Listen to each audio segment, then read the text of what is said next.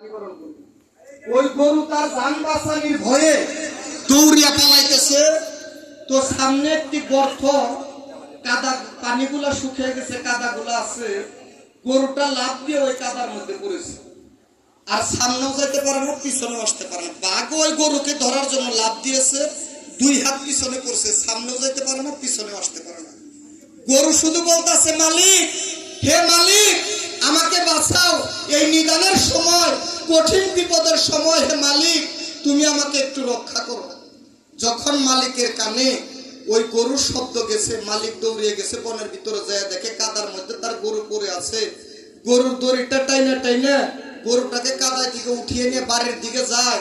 আর ওই গরু পিছন ফিরে বাঘকে উদ্দেশ্য করে বলে, হে বনের বাঘ, সারা জীবন এই বনের ভিতরে রাজত্ব করছো, কিন্তু কোনো মানুষের কাছে ধরা দাও নাই।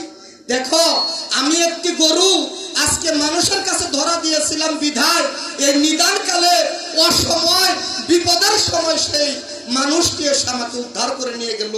আর তুমি বনের বাঘ, সারা জীবন রাজত্ব করেছ, কোনো মানুষের কাছে ধরা দাও নাই বিধায় তোমাকে নেওয়ার জন্য আজকে কেউ আর আসে নাই। তাই আমরা যারা সাবের পাকের দরবারে হাত দিয়েছি, যার হাতে হাত দিয়েছি, সে আমাদের নিদান কালে, আমাদের বিপদের সময় এসে যেন সে আমাদেরকে পার করে নিয়ে যায়। তাই সেদিকে লক্ষ্য রেখে আরেকটি গান করার চেষ্টা করব। ধন্যবাদ।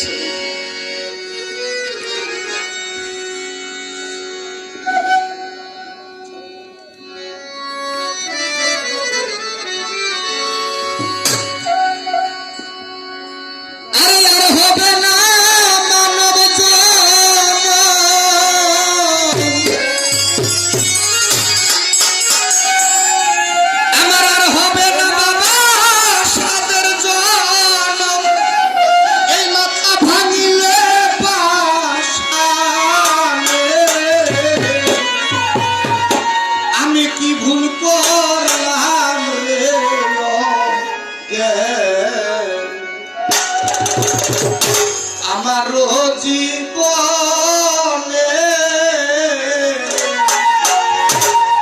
আমি কি ভুল করলাম রে, আর হবে না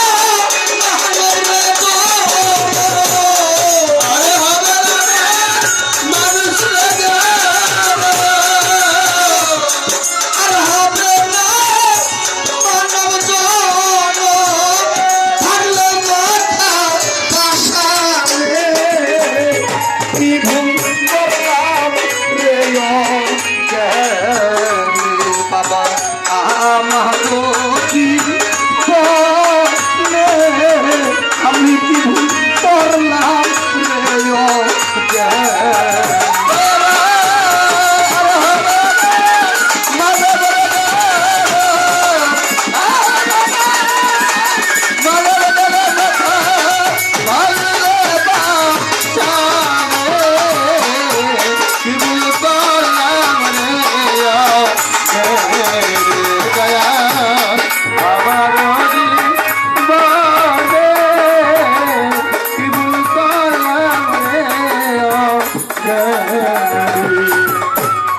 কার্তিক বাবা জ্ঞানের দাতা,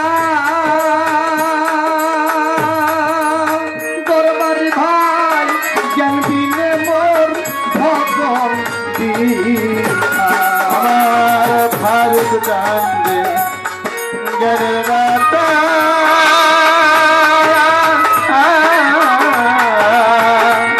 জ্ঞান বিহনে ভক্তের ভজন রে বাবা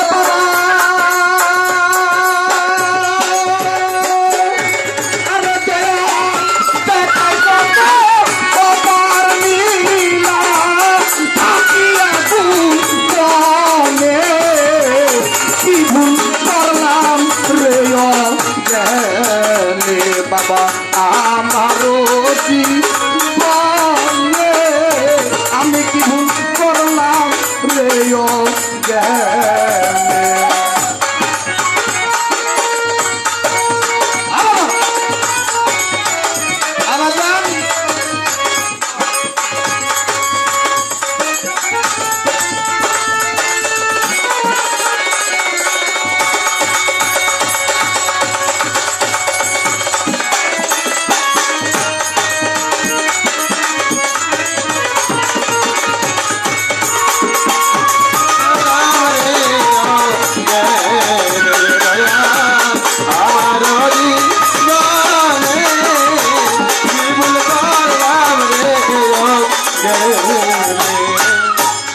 করতাম যদি দয়াল ভজ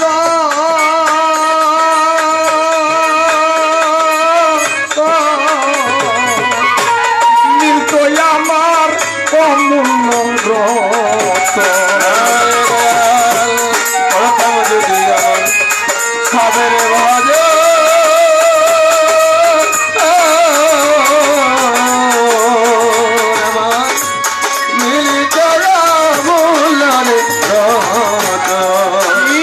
করতাম যদি ফারুক সার ভজ তোর বাড়ি ভাই মিলতো আমার অমূল্য